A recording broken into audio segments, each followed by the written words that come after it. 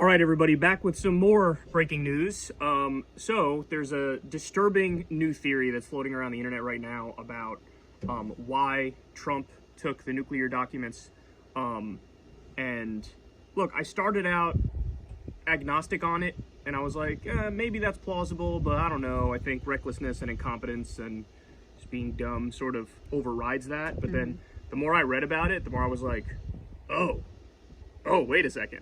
So the general idea here is the nuclear documents were taken, potentially, to basically leak them to Saudi Arabia so that Saudi Arabia could make their own nukes. And the evidence for it is really the various pieces of information about how throughout the years the Saudi Arabian government has made very close financial ties with the Trump family and effectively bought them off. So back in February 2019, this is from Judd Legum of Popular Information, whistleblowers raised grave concerns with Trump administration's efforts to transfer sensitive nuclear technology to Saudi Arabia. So that was in, again, February of 2019. Then we also have, of course, the big story that you covered a lot on Breaking Points, I covered it on Secular Talk, that Jared Kushner made a financial deal with the Saudis where he gets paid $2 billion. Which apparently, and you know the backstory more than I do here, but their own advisors in the Saudi government were like, what are you doing? Don't do this. Yeah, so I think the reporting was at the time that the lower level analysts who were evaluating this deal were like, no, we're not investing this money with Jared Kushner. $2 billion, get out of here.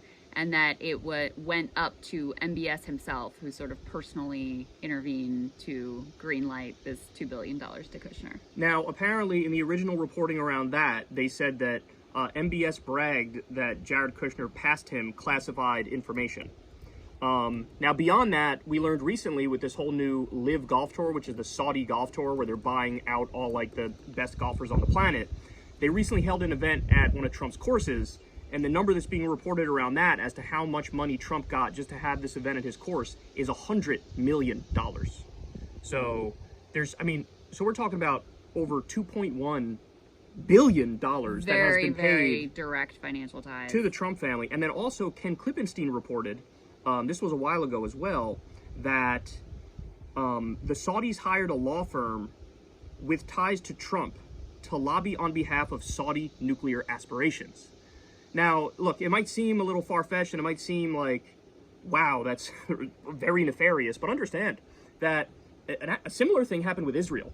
Israel was able to get nukes as well, where it's kind of like an open secret that they have nukes. And, probably there were connections through back channels among elites in the U.S. government and elites in the Israeli government. And I'm sure some deals were made and some people got paid off. And lo and behold, they have their nuclear weapons. So, I started out agnostic on this theory. But then when you think of all the other things surrounding Saudi Arabia too, one of the things I always talked about is that I never liked when they went after Trump on Russiagate in particular, because the case seemed very weak to me.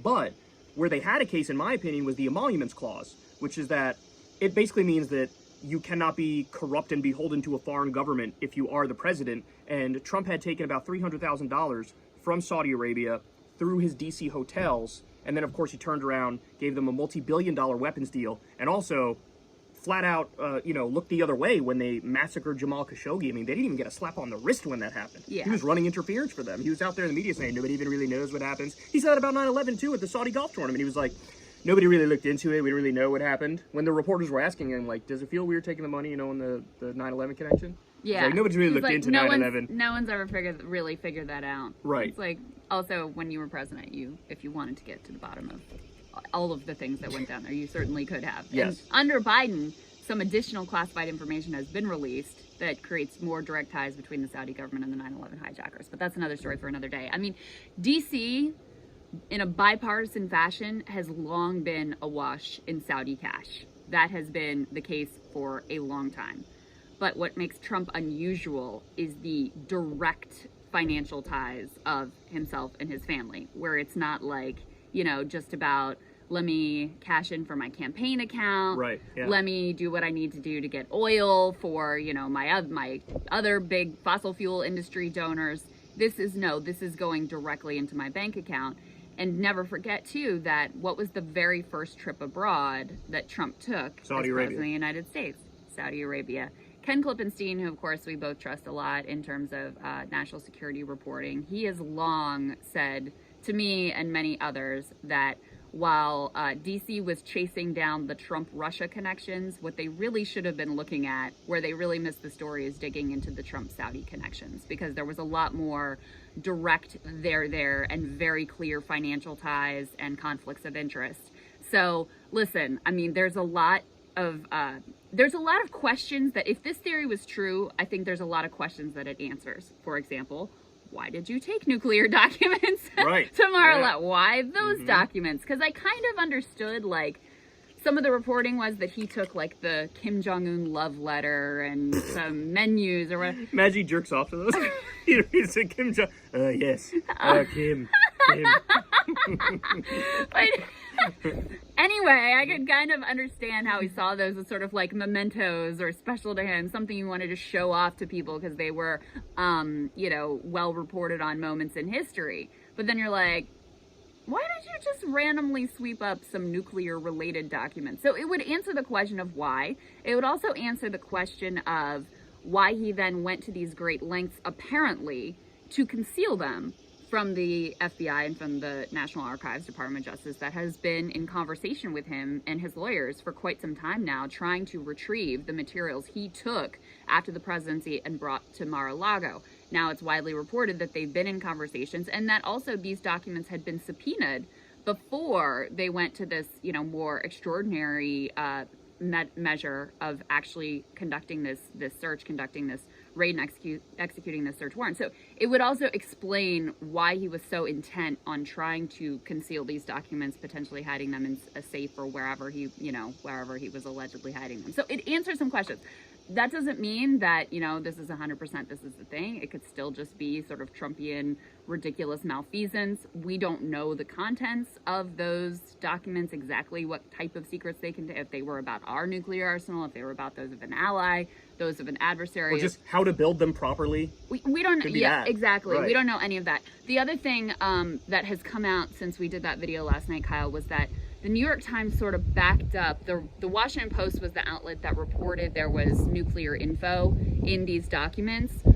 New York Times didn't directly confirm that, but the version of their report said it contained information about some of our most classified government programs, what's called special access programs. So sort of confirming the idea that this was exceptionally sensitive material that they were after, not just some memo or lunch menu from, a lunch with a dignitary or something like that. It was never about Russiagate. I always lost my mind when people focused on that, because at face value was absurd, because Trump's policies towards Russia were very standoffish. I mean, he did a NATO buildup on the border, even all the way back then. He armed rebels in Ukraine, which Obama had previously said, I'm not going to arm them, because he saw that there were some sketchy ties to neo-Nazis and things of that nature. He didn't approve that oil and gas pipeline, which was a big deal at the time, right? All these things were against the interests of the Russian government. I can't name a single policy that was against the Saudi government. In fact, it's quite the opposite. Everything they got everything was the they opposite. wanted. So, yeah. Guys, it's not about Russiagate. It's about Saudi-gate. And it's one thing to say it's 100% confirmed. I can't say those things. But there are a lot of very, very serious questions here that, in my mind, make this a very legit line of inquiry.